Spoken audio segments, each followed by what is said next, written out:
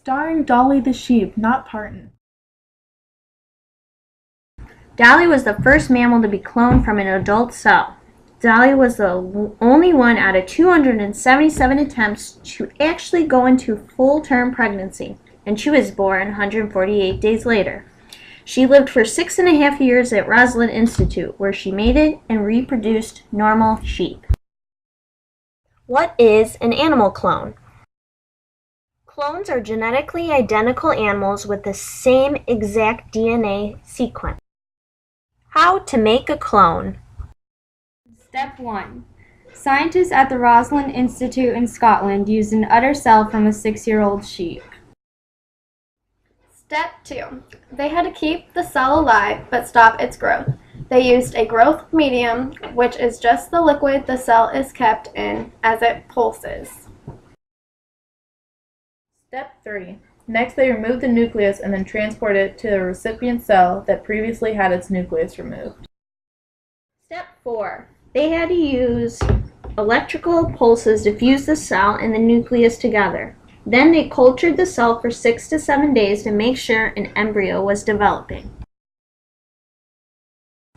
Step 5. The last step was transplanting the cell into a surrogate mother. The public's reaction showed that animal cloning was going to be a highly controversial method. The main issue of the debate was the possibility of human cloning in the future that would advance medicine and reduce diseases transferred from mother to child. Many people argued that cloning was the same thing as playing God and was extremely unethical. Despite the debate, cloning still continues today. In 2004, a mouse was cloned from an olfactory neuron, providing that a donor nucleus can come from tissue that does not normally divide.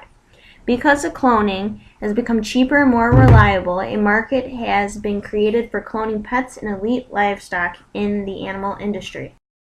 Since Dolly, science has continued to develop the cloning process. Cloning is used often in the animal industry today. Some commercial producers will clone their superior animals. Because of Dolly, scientists have been able to clone cats, rabbits, horses, donkeys, pigs, and cattle from adult cells. An important time in animal cloning. The double helix was discovered in 1953. In 1962, the nucleus of a fully differentiated adult intestinal cell was used to clone frogs.